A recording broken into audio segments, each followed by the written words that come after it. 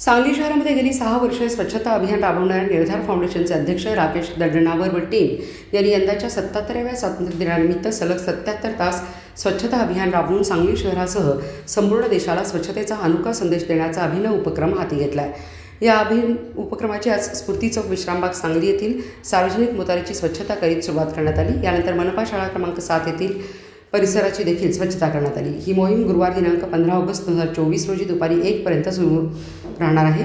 या अभियानात मानतेश कांबळे, मानस शंभू, हनुमंत दड्डणावर, स्मिता सौंदते, सचिन भोसले, गुराण्णा बगले, शरद भाटे आदींसह स्वच्छता दूत सहभागी झाले होते। नमस्कार।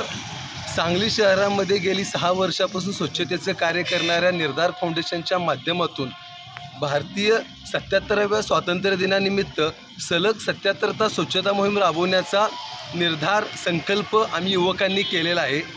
आज दिनांक 12 ऑगस्ट सकाळी 8 वाजल्यापासून ते 15 ऑगस्ट रोजी दुपारी 1 पर्यंत असे 4 दिवस 3 रात्र अव्याहतपणे ही मोहीम राबवली जाणार आहे।